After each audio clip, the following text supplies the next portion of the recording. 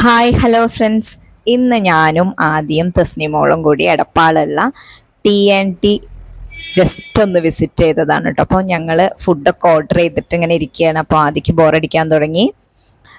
അപ്പോൾ അത് ആദ്യം പ്ലേറ്റിൽ മയണൈസ് ഉപയോഗിച്ചിട്ടുള്ള ഡെക്കറേഷൻസുകൾ സ്റ്റാർട്ട് ചെയ്തിട്ടുണ്ട് കേട്ടോ.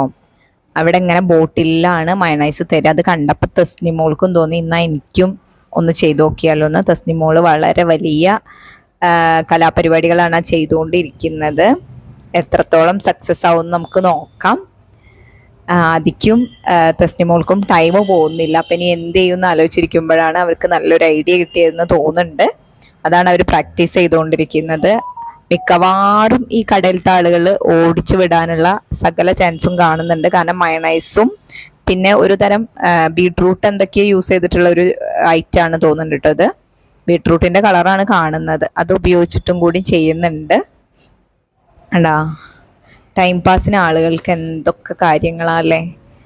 ഒരു റെസ്റ്റോറൻറ്റിൽ ഫുഡ് കഴിക്കാൻ കയറിയ അവിടുത്തെ ടൈം പോകുന്നില്ല എന്ന് തോന്നിയിട്ട് ചെയ്യുന്ന അക്രമങ്ങളാണ് ഈ കാണുന്നത്.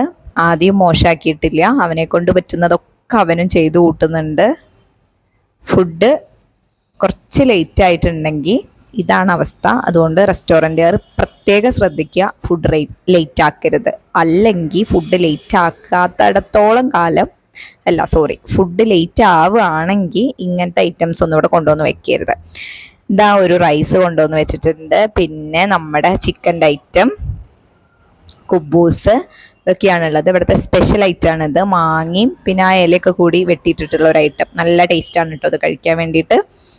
നമ്മൾ കഴിക്കുന്ന ഫുഡിൻ്റെ കൂടെ അതും കൂടി കഴിച്ചാൽ നല്ലൊരു ഫീൽ ഗുഡ് ആണ്. അത് കഴിഞ്ഞ് ഞങ്ങൾ ജസ്റ്റ് നമ്മുടെ തൂക്കുപാലം കാണാനാണ് പോയത്.